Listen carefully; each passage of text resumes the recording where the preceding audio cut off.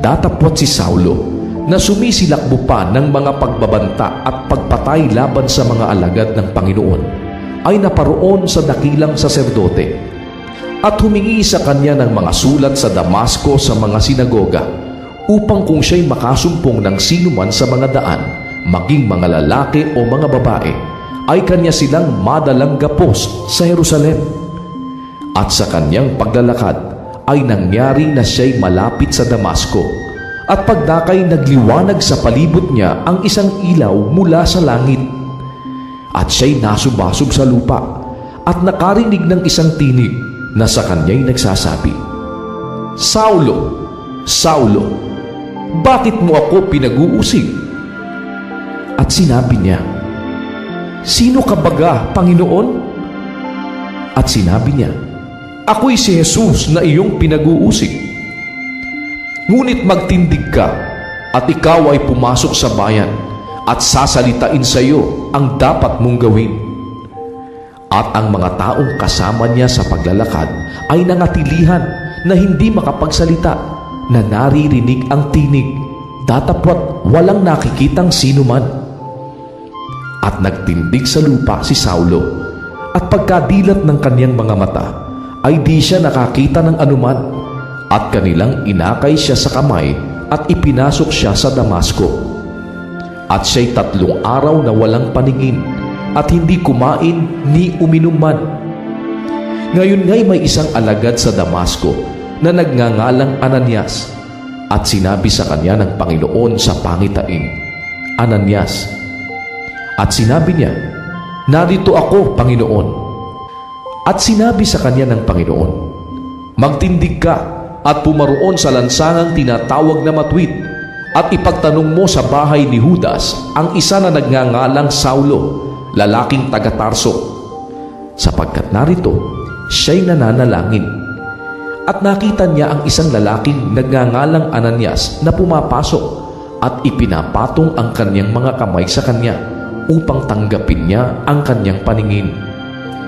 Ngunit sumagot si Ananias, "Panginoon, nabalitaan ko sa marami ang tungkol sa taong ito, kung gaano karaming kasamaan ang ginawa niya sa iyong mga banal sa Jerusalem. At dito siya'y may kapahintulutan ng mga pangulong saserdote na gapusin ang lahat ng mga nagsisitawag sa iyong pangalan." Datapwat sinabi sa kanya ng Panginoon, "Pumaroon ka, sapagkat siya'y sisidlang hirang sa akin upang dalhin ang aking pangalan sa harapan ng mga hintil at ng mga hari at ng mga anak ni Israel. Sapagkat sa kanya'y aking ipakikilala kung gaano karaming mga bagay ang dapat niyang tiisin dahil sa aking pangalan."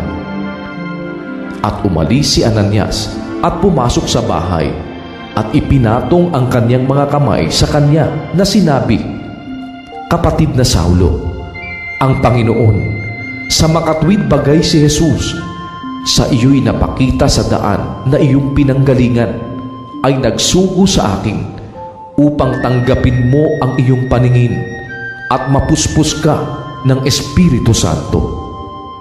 At pagdakay, nangalaglag mula sa kanyang mga mata ang mga parang kaliskis, at tinanggap niya ang kanyang paningin, at siya'y nagtindig, at siya'y binautismuhan.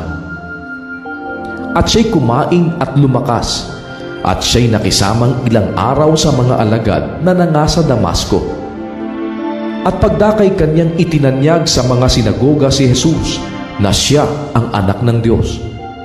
At ang lahat ng sa kanya'y nakarinig ay namangha at nangagsabi, "Hindi baga ito yaong sa Jerusalem ay lumipol sa mga nagsitawag sa pangalang ito? At sa ganitong nasa ay naparito siya upang sila'y dalhing gapos sa harap ng mga pangulong saserdote?"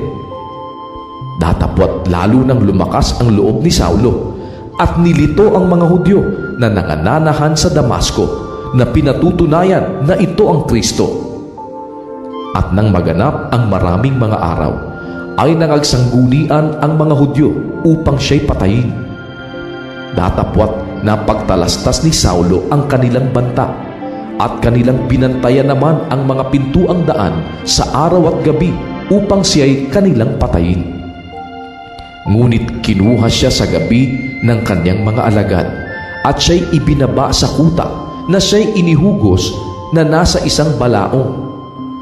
At nang siya'y dumating sa Jerusalem, ay pinagsikapan niyang makipisan sa mga alagad, at silang lahat ay nangatakot sa kanya sa di paniniwala na siya'y alagad.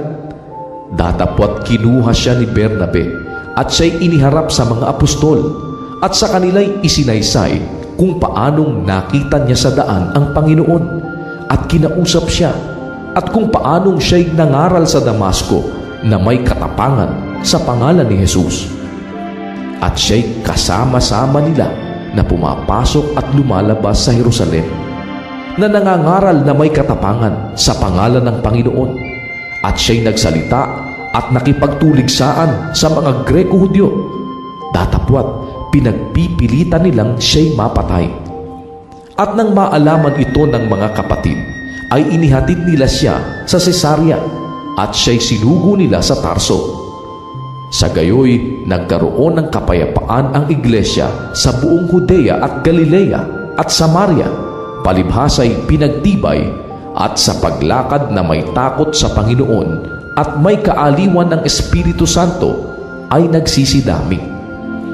At nangyari na sa paglalakad ni Pedro sa lahat ng dako, siya'y naparoon naman sa mga banal na nangananahan sa Lida.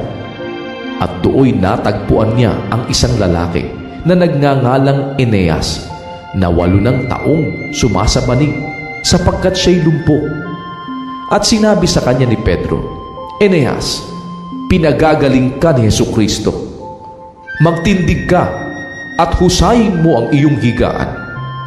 At pagdakay, nagtindig siya. At siya'y nakita ng lahat ng mga nangananahan sa Lida at sa Sarona, at sila'y nangagbalik loob sa Panginoon. Ngayon ay may isang alagad sa Jope na nagngangalang Tabita, na ang kahulugay Dorcas. Ang babaeng ito'y puspos ng mabubuting gawa at ng pagkaawang gawa sa kanyang ginagawa.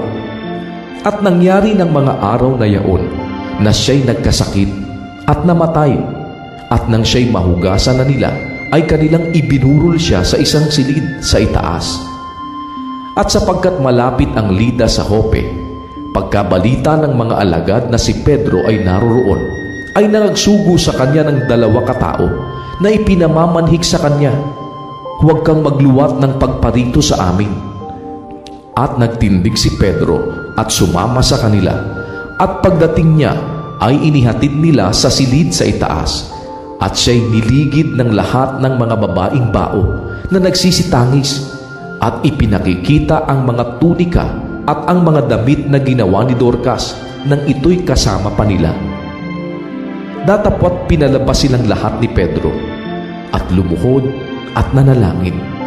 At pagbaling sa bangkay ay kanyang sinabi, "Tabita, magbangon ka." At iminulat niya ang kanyang mga mata. At nang makita niya si Pedro, ay naupo siya.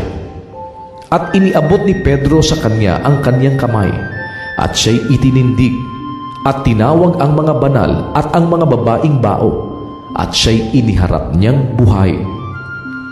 At ito'y nabansag sa buong Jope, at marami ang mga nagsisampalataya sa Panginoon. At nangyari na siya'y nanahang maraming mga araw sa Jope, na kasama ni Simong mangluluto ng balat.